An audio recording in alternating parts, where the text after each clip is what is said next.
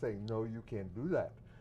And I understand why she decided she needed to do it. In Just my like you. experience, that's essentially what I was Yeah. doing with this one lady. That's a nice gesture, actually. I mean, All right, you guys are live. oh, Okay. Um, Good morning, all. read it. That may come up sometime in the future. Tonight, we want to talk about the federal government shutdown. This afternoon, thought for a good hour or so that maybe it was going to be over and we move on to more important things. But unfortunately, at least according to the talking heads, we're still a long ways from shutting it down. So I wanted to talk about, what does it mean? We hear on the media about all these people who are getting screwed because they don't have a paycheck, not because they don't have a job even, but because they're not getting paid. And you have some people who just don't get it, who are saying, yeah, so you don't get paid for a couple of months. You know, this is important. But there's some real issues, and I know Paul Vina has something that he'd like to add to the discussion in terms of solutions to the problem that's causing all of this, which is effectively immigration. But why don't we start at least talking about what is the shutdown? Why does it matter to us as individuals? None of us are currently working for the government or contracting, who are the people who are getting really screwed because they're not getting paid ever, whether they're working or not. It doesn't matter, they're not getting paid at all. But what does it matter to everybody else? And what is it likely to matter to us if this goes on for another few weeks or months? Well, for me, I am quite concerned about all the federal employees that are not getting paid and is expected to work.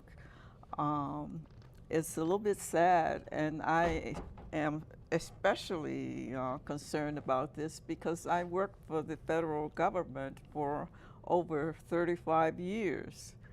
And the idea that I would go to work and not get paid is just doesn't make sense to me.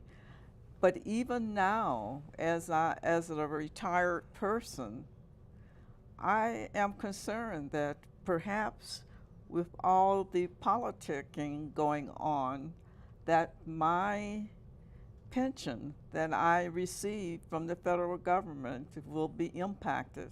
And I don't even know for sure until February, well, whether my pension will be impacted. And I am quite concerned about this and have a lot of empathy for these people who have to go to work every day federally and is not getting paid, really doesn't know where their next meal is coming from. So what do we do about that? One of the things that came up today was, I'm not sure who it was, I think it was the Treasury Secretary, who was a multimillionaire, maybe billionaire. Wilbur Ross. Wilbur Ross, yeah. Said, well, people should just go and go to the bank and take out a loan. You know, is that a zero interest loan he's talking about? You know, he is so far out of reality, and that seems to be the way of the whole group in the White House. They're so far out of reality that they can't make logical decisions.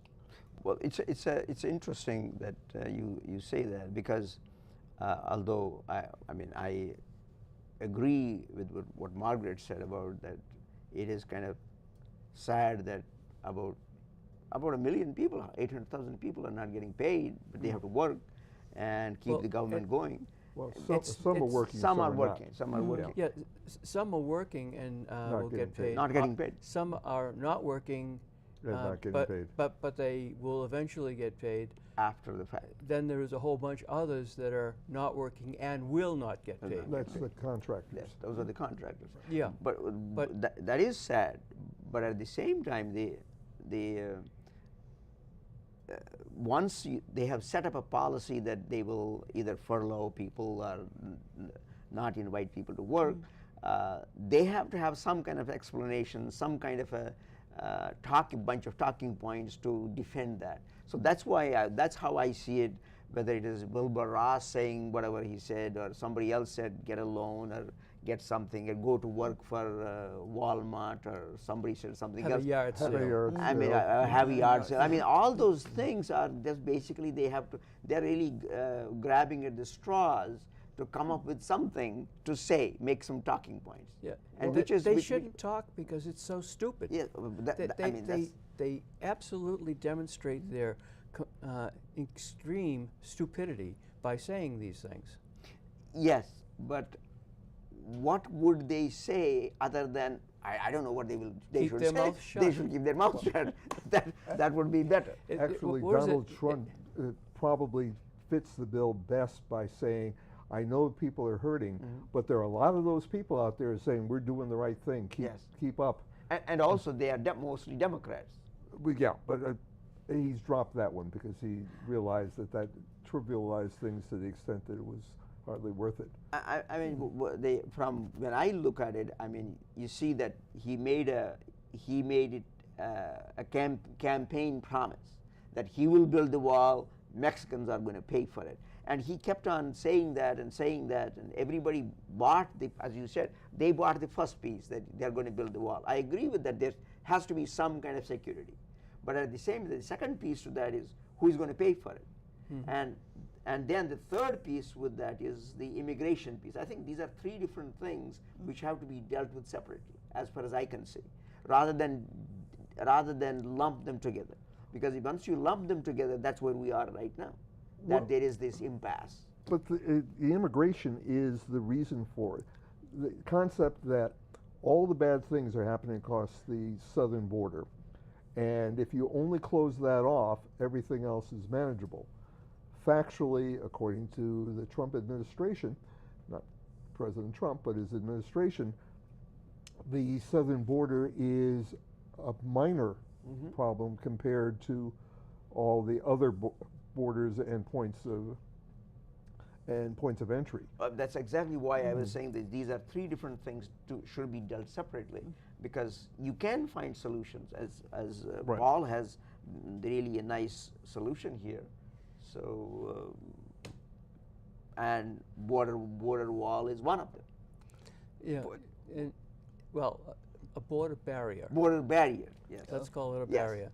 Well, As long as we can get Trump to call it a barrier, then we have Well, the basis of some agreement. Trump has backed down on the word wall. Concrete wall. He has backed down on the word wall. He said, it could be a fence, could be a wall, could be Slats. steel, could be anything, but he just wants a barrier.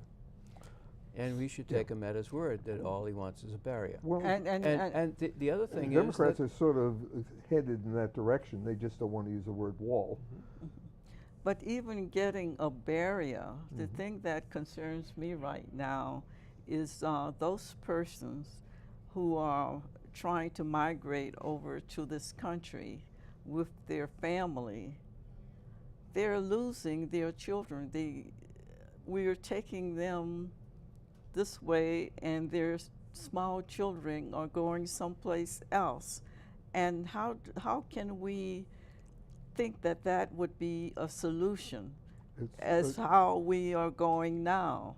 It's designed to be a deterrent. If you're bringing your kids to the United States for a better life, and we say these kids are not going to have a better life, they're going to have a worse life, because you're going to get sent back right away. They're going to, God knows what the plan was for them, then maybe they won't bring them. The way I look at it is that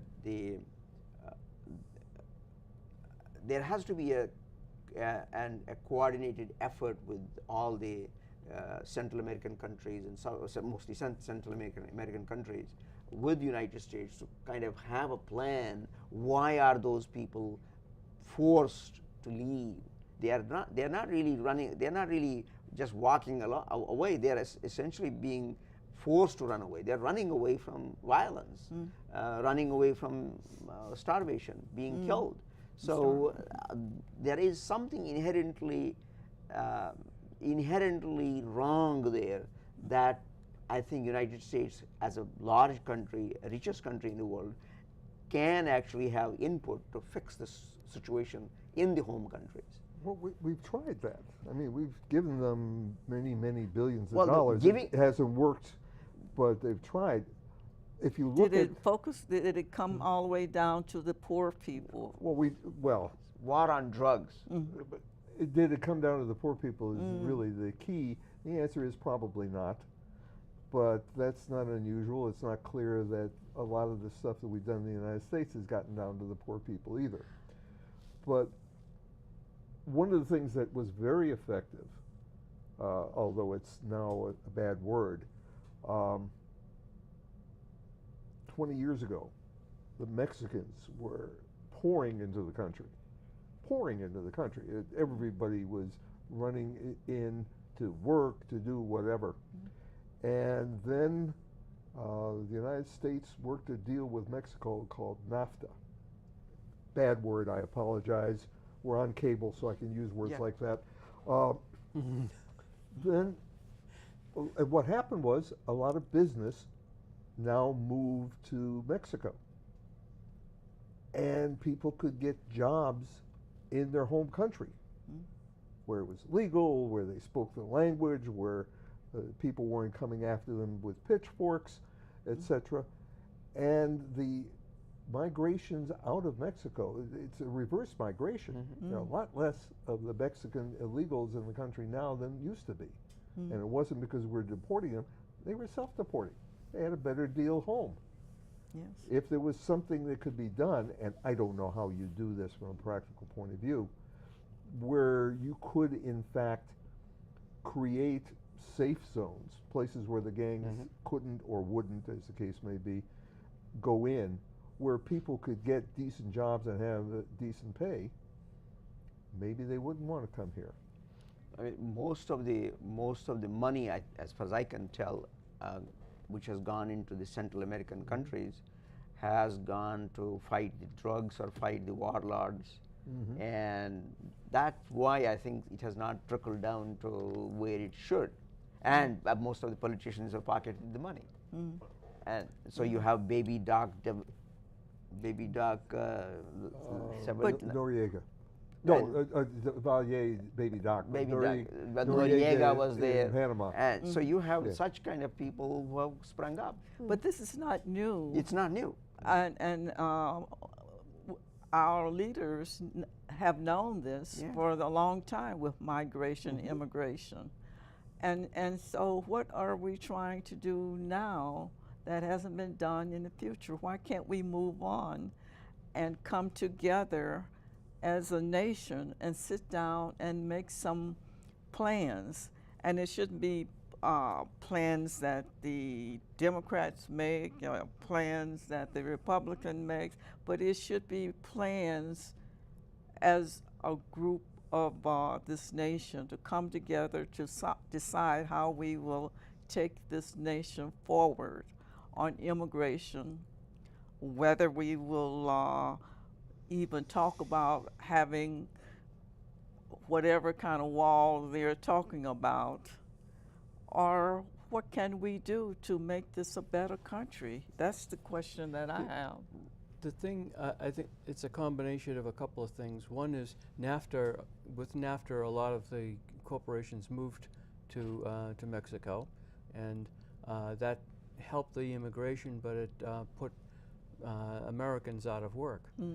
The next thing they did was, well, having NAFTA was so good, why don't we go to CAFTA, which is have their manufacturing done in China instead, China and Indonesia and those and in that section of the world, and long after NAFTA, 50,000 manufacturing plants moved to the Far East, and some of the ones that had moved from North America to Mexico moved from Mexico to the Middle East because those people would work for even less. And the villains here are the CEOs that sent their work out overseas, and you can understand why they did it because their profits were higher, their earnings per share were higher, and that's what a CEO is supposed to do. He's supposed to maximize his earnings per share, and the heck with the country. It's the only thing that's really important for a CEO is what is the earnings per share of his company. Right. We shouldn't use the word villain because, in fact, that's his job. His loyalty is not to the country. The country is minor because that's he's just got what I said. plants everywhere. So Yeah. what country is he supposed to be loyal to? He's loyal to his he is loyal to his company. His job, the job of every CEO, is to make his company a monopoly. You know, it can't do it, but that's basically it. So therefore, it's up to government to restrict the ways he can do that, instead of tearing down rules and allowing him to do it. It should set up rules so that it's not possible to put Americans out of work in order to do this. But the moment you do that, what the person now does, because it's his job, he says, well, I can't operate in this environment, and India or China or Vietnam or Indonesia or somebody will work me a better deal. And the same reason why most U.S. corporations have their home office in Delaware. It's a post office box, but what the hell? Well, Delaware or the Cayman Islands. Oh, well, yeah, but if you want to be a U.S. company, you go to Delaware, because Delaware says, whatever you want to do. Yeah. Oh, that's interesting. Because most of the companies I noticed, they are Delaware companies. And that's why. Because Then you can move. now you can be a U.S. company. You don't have to do anything in Delaware. You may have to pay some state taxes, which I'm sure are minor. And now you have all the advantages of being in America in the same way as in the EU. You go to Brussels. whatever country is least restrictive. I see, okay. And you base yourself there, but you have free access to every place in Europe. But And that's their job. They're doing the right thing. But you're right in that the government, instead of representing the corporations, their job should be to represent the individual, Right. the citizens of the country. The population. Because if you have capitalism, the basis of capitalism is groups fighting each other, each for their own benefit. And the net result, the compromises that happen in order to have anything be done, should benefit the workers and the members of the society. But at the same time, if you when you look at capitalism in appropriate capitalism, I hate to say use that word appropriate, but just normal capitalism. What usually happens is there is a built-in mechanism to create a hierarchy within societies. So you will always have haves and have-nots. So what role? Again, it goes back to then. Does that mean the government has to come in and even it out, or even out the outcomes, or even out the opportunities, and even out the opportunities for the individuals as well as for corporations, so that corporations will have more incentives to stay here? Well, you have to. The government sets up the rules of the game. Because if there wasn't there would somebody running around with a gun saying, "Do it my way," or. So you set up the rules of the game, and build into those rules have to be protections for the society as a whole. And you can't just make it only the society as a whole, because what's the incentive for somebody to take the risks and invest the money unless they think they can benefit from it. So there's a balance. Nothing's perfect. Everything's changing constantly as the world around us changes. Okay. No, well, do you think that in the next year or two, as women in this country become leaders, more women become leaders, do you think that things will change on how one see how the government operates? Do you think that women leadership will have more empathy for families that are being separated and try to come up with a solution? I've seen some of the women who are speaking for the government. Yes. And no, I don't think. You don't think so? I have this radical notion. I apologize. I know this is wrong. My wife will scream at me for days. I think women are people. Yes. They're not women and men, men horrible people.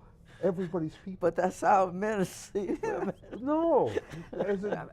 In general, I think women are people and men are people, and women are no better. They may be a little different in their viewpoint, but no better than men. I mean, you have to listen to Ann Coulter, actually. Right. And everybody One is of the saying more she- empathetic yeah. people that you can. I mean, this is amazing. You should. That's an example. And at the same time, you have. I agree with you, with Bob, that women, whether they are Democrats or Republicans or Independent, they will follow. They maybe the party line. They may follow the extreme line. You never know. And so Ann Coulter is a good example there. So I don't think you can quickly then say that because they will be women, they will be more empathetic, they will be more compassionate, and everything will be hunky-dory. I don't think that is going to happen that way. I think she's right, but when you see more women in general, they're more the ones that are being elected are more liberal than conservative, and than Republican, because Republicans aren't. I have never met a Republican who's actually a conservative, by the definition of the word Yes. conservative. But that's beside the point. But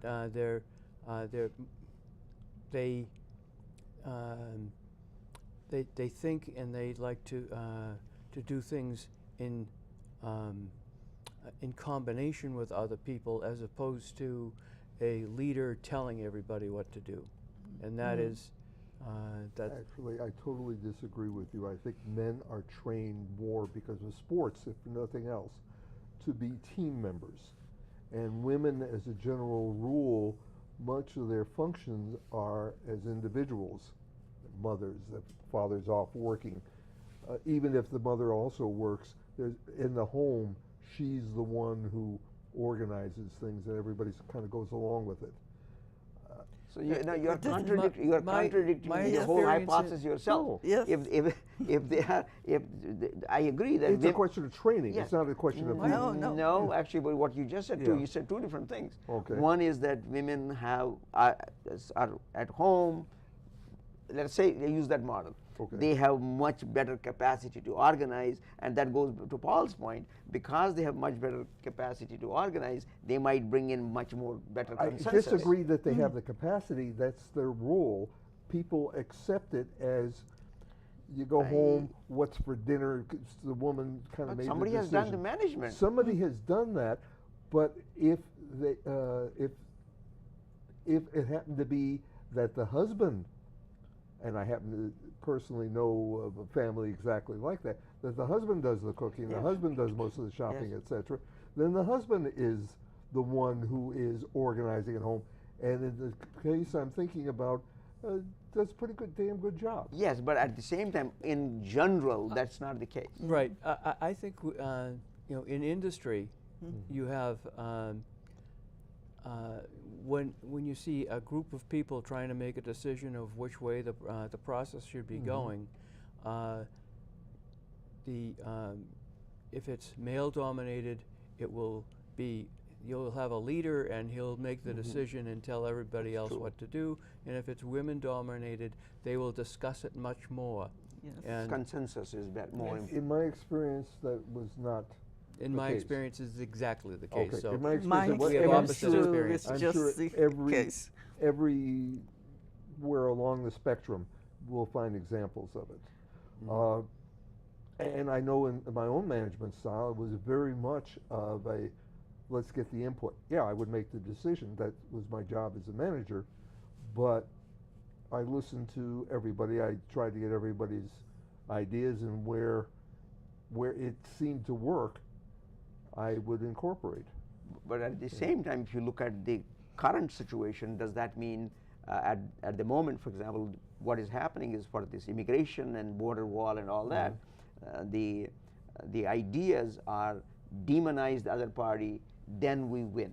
Yes. So you think because women leaders will not follow that model, is that what you're saying? Or no? The women I know demonize other women. Well, I and don't Coulter is an know. example of that. That's I don't know that group of women. I think the Okay. women that I know and in general, they hear discussion Mhm. and they take it home and think about it, and they, before decisions get made, they have a group come together and talk about, do you think that we should be headed in this direction? Where do you think that we should be going?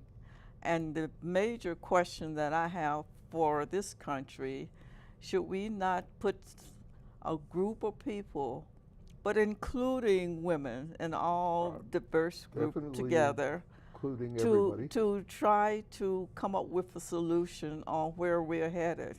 I know this is a major shock to everybody, but in this male-dominated world that we've been living in up until yesterday, they always had meetings.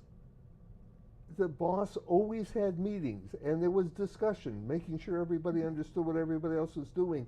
And a good boss would say, this is where we're going, and people would have an opportunity to chime in. So these meetings you're talking about were created by men, but not by women.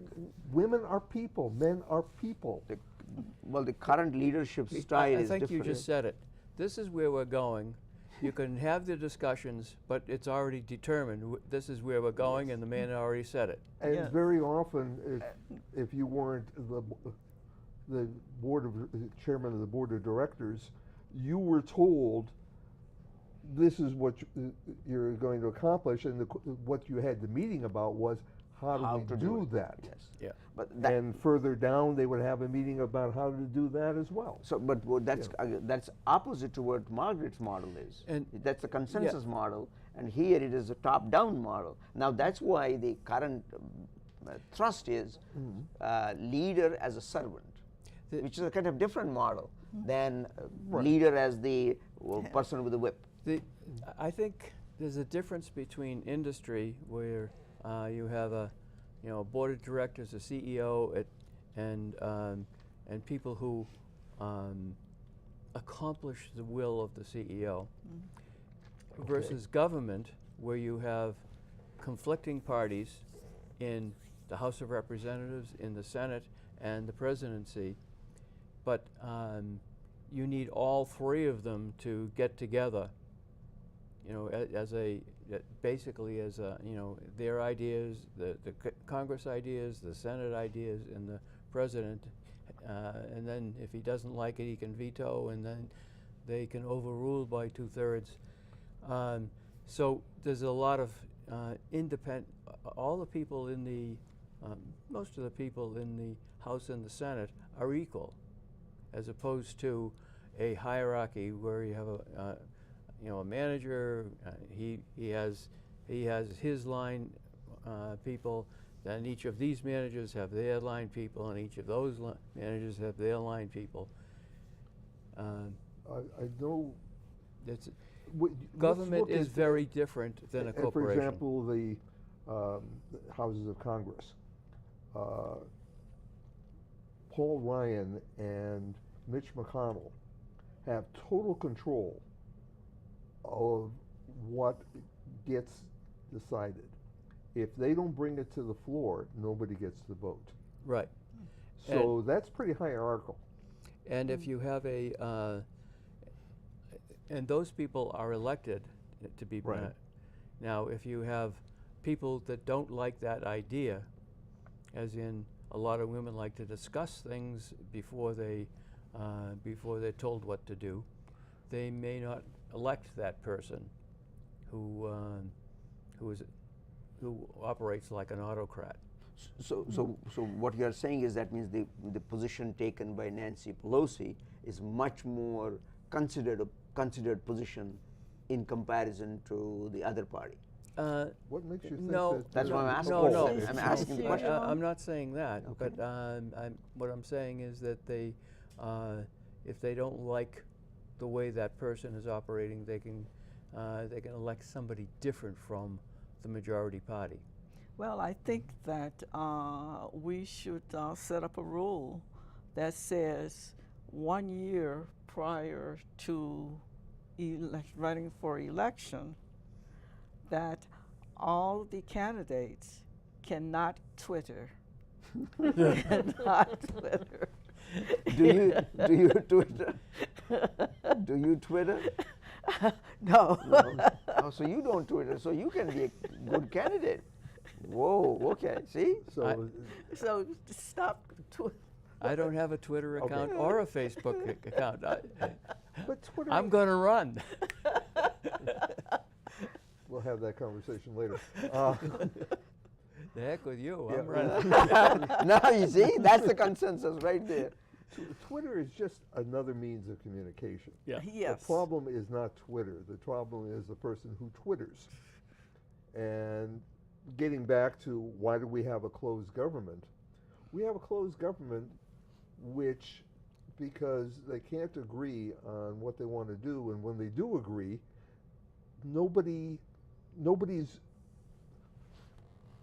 there are some individuals whose word is not their bond, who believes whatever it was that they're about to think tomorrow. And so when you have a conversation with them, it may or may not be meaningful, but you don't know, and you may not know for a long time whether it was meaningful or not. But if you go home Mm. and start twittering your opinion and downgrading the other person's opinion, Yeah, where does this leave us? it leaves us with Chaos. hopefully people will get to see both pieces of opinion. As long, the key is, since we're dealing with things that most people don't have solid information on, that there's a umpire who says, time out, that's a lie. Time out, that you're saying that fact means this and it doesn't. Well, that's your president saying that. Well, no, I'll be honest, there are a whole bunch of people saying that. But well, see, the thing is, some time ago, good old days, your favorite definition for that, good old days, we used to have Uncle Walt, Yes. who would tell us what was right and what was not, what was correct and what was not, Right. what was fake, what was real. We don't have such a person for Twitter, for Facebook, or for any of those news items that are floating around, Well, so-called news items, but and Actually, they become we do. viral. We have dozens of them, and they don't agree with each other. They don't agree with each, and nobody agrees with them. That's the anybody who writes something, they claim that's the only truth. And it leaves the American people confused. Yes. Well, no, it doesn't. It makes it very simple. I believe what I want to believe, and I'll find somebody who will Agree. tell me that. Okay. What happened, unfortunately, over the past 20 some odd years, going back to before George W. Bush, was there was a concerted effort, particularly on the right, to destroy the credibility of these gatekeepers, Yes. umpires. When Cronkite said something, the American people said, "Okay, Yeah, you know, believe, yeah, we I'll believe it. accept that." Yeah. When the New York Times said something, most people, not everybody, but most people say, "Okay, fine." Now, anything, if you find one mistake or one thing you can claim as a mistake, then nothing else they say matters. Unless, of course, it agrees with you, at which point you can pout. Even the New York Times said, or even Blood Washington Report. Post. Or, Washington Post. Yeah. I mean, those were reliable Right. outlets, actually. Right. They're And, supposed to be. you know, well, they're all supposed to Yeah. be, but we've gotten away from that idea. And if anything else, that's probably the biggest problem that we have today. There is nobody or no thing that we can all say, well, they said, and this is why. Okay, so that's the facts. Now, what does that mean? We can go off and have a discussion. But what are the facts? When Trump this afternoon was saying, okay, we got to get the government open. We got to figure out some way to come to a compromise. And then later he started going out about his wall and was saying that the vast majority of the drugs and the human trafficking, et cetera, come in through the southern border. His administration says, no, that's not true. But it doesn't matter. The president said it, so there's a group of people who will, in fact, quote that as being gospel. I mean, that's the same problem with this. Once you advocate for the wall along the southern border, it becomes an emotional issue, and without looking at the facts, because most of the problem of illegal immigrants is because there are people living in the United States who have outlived their visas, or they have come in from the Canadian border, or they have been brought in as children, and that is the major number of people, rather than people who are trying to walk across the border from Mexico at the moment. So we are hiding from the actual problem by concentrating on the wall. That is the kind of disconnect. I think it's a little worse than that. I think we're saying if they come in from Norway, then they're okay. If they come in with a PhD, they're okay. If they come in to pick our crops, and they happen to be dark, Yes, then that's not okay. but we need them. That's immaterial. Donald Trump employs people like that. Yes. So in his worst nightmare, which just happened, somebody's going to find out, this gal's pretty good. We want to keep her. She's illegal, but we'll ignore that. It becomes symbolic. And it's not that Donald Trump may or may not care. I don't think it's really important. The people he's appealing to, the people who elected him, are people who believe that. Right, wrong, or indifferent, all the bad things, they say it's because of them. I bring this up occasionally, and I apologize because everybody gets upset. The same thing happened in Nazi Germany. The Jews and the Gypsies and the communists, if we didn't have them, everything would be better for everybody. And so they democratically passed laws to make it illegal for them to be non-people. So you could quickly demonize the other party. Well, it had nothing to do with demonizing. It had to do with taking away their humanity. They weren't people. There was something else. And the same concept is being applied to people coming across the southern border. Yes, my empathy goes with parents who bring their small children over, 2 and 3 years old. The children only know this country, going to school in this country, and believe that they are citizens of this country. And to find out later they need to be afraid and cover up because they could be sent back to a country that they have no knowledge of. And so we need to be sitting down, having discussion on how we would manage that instead of discussing what kind of wall are we putting up. One more thing, then I think we want to get to the immigration part, is there is a strong move inside the Trump administration to do something about birthright citizenship. So it gets even worse. you come to this country, you have kids. The kids aren't citizens according to this thing. People that were brought here from Cambodia and Laos and Vietnam because they helped us in wars. They and were refugees when they were brought Brought in in, because they were going to die Mm-hmm. very painfully if they stayed. Mm. And their particular status, I don't know, temporary Some status kind they of have. thing. Temporary visa, yeah. And Trump is saying, no, hey, it's been 40 years. They could go back. Get out. Hmm.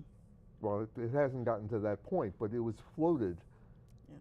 So it gives you some idea. The people who Trump is appealing to, who are supporting Trump, we should use Trump is nothing more than a symbol. The people who are supporting him are people who don't want to have any of us. I'm a Jew from Eastern Europe. You're an Italian. You're an African American. You're an Indian. Yes, that's the end of the- Kashmiri. Yes. None of us Yes. fit the what they want. No. So just what you brought up, I just wanted to give a shout out for Martin Luther King Jr. Mm. Right Okay. now, that's why I'm sitting here. Oh, okay. Okay. That Okay. requires a little Could bit you of tell us a little explanation. bit more Well, about that? explanation is because had he not started the civil rights movement, there would not have been the immigration that happened after the immigration laws were changed after that, so that allowed people from so-called other countries to come in. Well, actually, during the time that he was involved, Cubans were coming in Yeah, well, by that's- literally by But the that boatload. that was a different problem. Well, That was a I different. wonder how many of the Cubans in South Florida feel comfortable about their particular status right now. Well, there are a lot of Cuban Republicans. Yeah, I think somewhat less so than it used to be. Oh, is that? I didn't know that. But I mean, the you have- younger people are not The- Republicans. I think the problem with immigration, et cetera, is everyone is looking to solve it by one thing. It's not one No, thing. No. It's a whole bunch of things that have Yes. to be, you know, Yes. whether it's immigration or border security through having drugs and guns go across the border. We need a lot of things to solve it's a bigger problem than just one. Mhm. Yes. And we have to look at all, as many as we can. Well, that's a good introduction to a piece of paper that Paul was handing out earlier, which I'll let him present, talking about a possible solution, compromise, if you will, to the immigration problem. It doesn't solve everything, obviously, Mhm. but it might be the basis for a revised immigration policy of the country. So Paul. Would you focus? basically, I call it a common sense immigration reform. Mm-hmm. I have objectives. First objective is to secure the border with Mexico.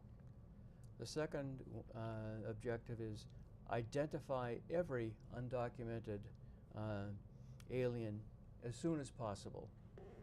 Identify them and give them a card that says you are that person. And as soon as you get your card, you have the legal right to stay in the country. Mm-hmm. Now, clearly there'll be all kinds of people that will object to any number of things I have here, but you can find people objecting to every one of these things, and that's where compromise comes in. Mm-hmm. We're a democracy, and we should compromise for the good of the whole, not just one particular thing. Then give those aliens who firmly desire to be a citizen of the United States, a path to citizenship. And you know, this just isn't the Norwegians that come here, that, you know, the 7 or 8 that come here once every 15 years, but you know, everybody that has a blue card should have the ability, and we clearly should have rules on what they need to do to become a citizen. You know, there's we already have these things, but for instance, there's an education requirement. There's some number of years. I think it's 7. Is it 7 years that you have to be in the country to? Do you know? Let me see, to Whatever. become and be a citizen. Yeah. Yeah, I think 10 years. 10 Okay, years. so it's 10 years. Okay, 10 years continuous residency. 10 years. We are a country that speaks English. They have to learn English. They have to take classes, and they should take classes in U.S. history, the United States Constitution. That is what actually happens right now. Yes. Anybody who becomes a citizen has to really Do that. do that, because they are tested. We are tested. Yes. And I'm sure other people who grow up here, they will flunk. Yes, they would. yeah. And again, I think the tests should be given in English to demonstrate that Yes. you have the ability to read and write, and speak. And speak. And the answers should not be, you know, a bubble, choose A, B, C, D, but you have to write out the answer. If there's a question, you have to write out what the answer to the question, not choose something. So. Can I interrupt for 1 second?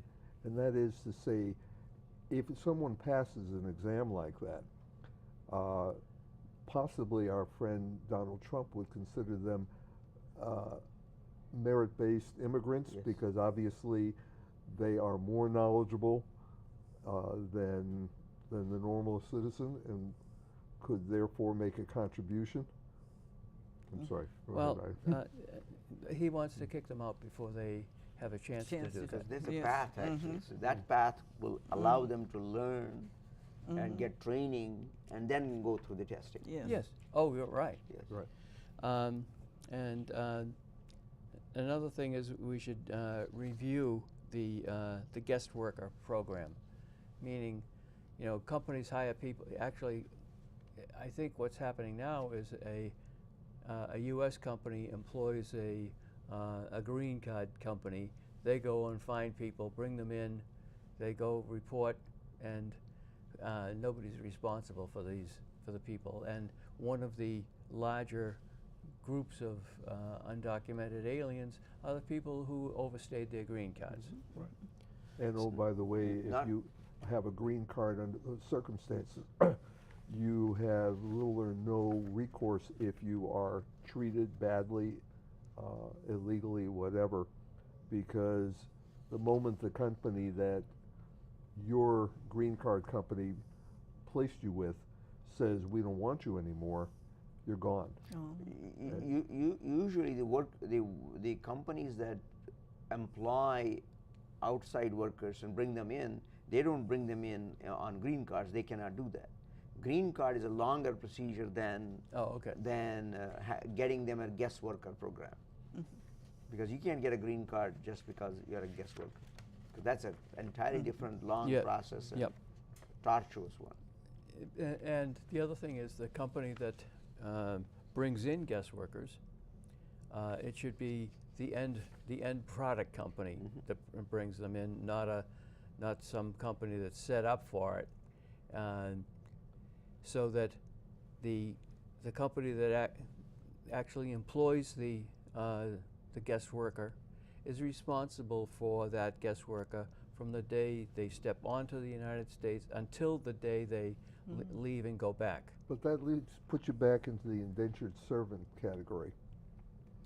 I have some friends who are still employed in technology, and they are very angry about people who are brought in as programmers, technologists of various kinds, because they say those people are always saved no matter what's going on because they're under the company's complete control, and the Americans will be let go first.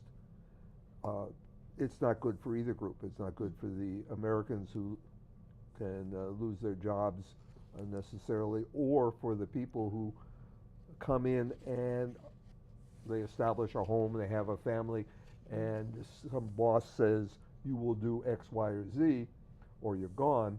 They don't have a great deal of choice.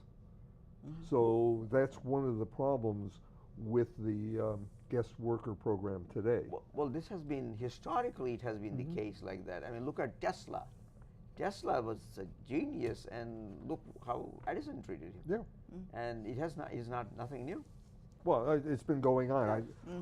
The Jews who came in from Eastern Europe around 1900, 1910, the people who sponsored them into the country found them a place to stay, very Yes. nice, but they also put them to work Yes. in the Sweatshops. sweatshops. And there was no alternative. They worked in the sweatshops.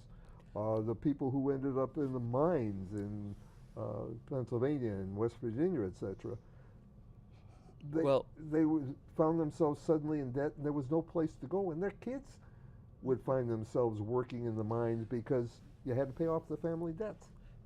Were they brought in by a company to work on the mine, and the people knew that that's what they would be doing, or did they just come in and were hired to work on a mine? I can't tell you. So I mean, if you know what you're going to be doing, if you bring somebody in to work, he already have a job description, and it's not just you bring somebody in and then figure out where you're going to put them. So in that case, you will have to have a job description for cotton pickers or lumber workers and everybody else just like that, so that they know what they Yes. what they are getting into. Yes. So that there will be no ambiguity. No ambiguity, and the salary or the hourly wage is commensurate with going hourly wages for Yes. that position. That's important. It doesn't Yes. necessarily deal with the indentured servant issue, but at least they're not competing with people who have some who can go to a court and say, "Hey, this guy didn't pay me." I wonder actually I knew that there were, every summer we used to have in Boston area, there used to be a lot of Irish student guest workers come in and work in hotels and bars and stuff. I don't know whether that still happens. But Oh yeah, it's happening in the Cape, and they're coming from lots of countries. Oh, I didn't know that. You know, Romanians and. But they mostly they used to be Irish kids. Well, in Boston, you know, it's Yes. typical for Irish, Okay. especially if you're coming to work in Southie. Okay. But does it still happen? And are they, going back to this, are they treated as indentured servants? Or are they provided adequate wage? I don't know. I would imagine it depends on the company, but I do know that some of Yes. my friends resent them Yes. tremendously. Not that they could, that the immigrant can do anything about it, but their position. Well, you know, I vacation on the Cape, and on the Cape, there's lots of kids come in. You know, college students. They speak English. Oh, okay. They're employed by motels and grocery stores and those kinds of things. And one of the things that the companies say is it's very difficult to get U.S. kids to apply for these jobs. I mean, that's the same thing what you were talking about, how people in Alabama or Kentucky, they could not get the local people to work in the fields. It's the same problem. Okay, at any rate, I have multiple pages here of details of these 4 things that I talked about, and I think there's probably too much in them to go into any of the details. Maybe some of the highlights, like objective of the border to build a fence, even though Texans resent the fence. They don't want a fence between the Texas border and the Rio Grande because they can't water the cattle. That's one of the reasons they haven't spent the the government hasn't spent the $1.3 billion they still have. And San Diego, which is being touted as being a horrible area, and San Diego definitely wants a huge fence. The mayor of San Diego says, "No, we're fine. We're fine. We're one city in 2 different countries. We go back and forth." Wow, okay, And, well, that's interesting. I didn't know that. Texas is a general rule. The border towns are integrated. I think the areas that most likely need the fence are the non-populated areas, that the desert type of Arizona? Arizona, New Mexico, where there's nothing on the border. You look for miles, and you can't even find where the border is. And people are dying there because they don't have water, and By the way, I have the cheapest way to solve our problem. It will make everybody, including Donald Trump, very happy. Instead of putting up a fence, you put up a big billboard, and you have Donald Trump sitting there looking mean. Nobody will want to come. They'll see that and they'll say, "This is what it's like." So, However, I would have on that fence that anyone that comes here, as well as American citizens, will need to have DNA done, because what DNA will tell them is that everyone has so many different groups in their body until they can start thinking and talking about and looking at other people. And so let's have we'll start with our president getting his DNA done. What I think is more important is to get all people to read the Dr. Seuss book, The Sneetches. Sneetches are wonderful. There were 2 kinds of Sneetches, one with a belly button, one without. The ones with a belly button thought that they were the greatest thing. And then somebody invented a machine that put belly buttons on.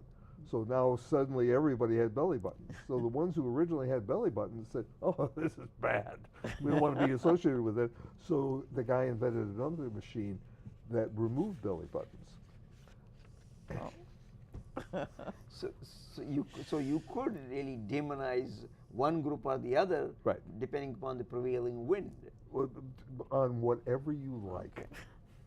The key is, as long as there's somebody who I'm better than, then everything's okay. Why the hell did the Southern Mountain Boys of the South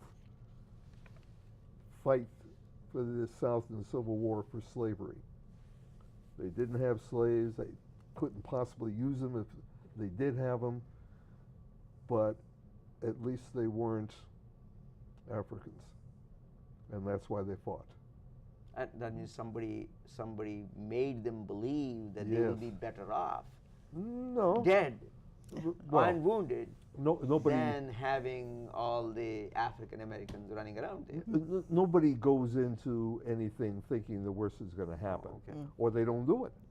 The whole idea of a deterrent for committing a crime, most people don't plan on getting caught.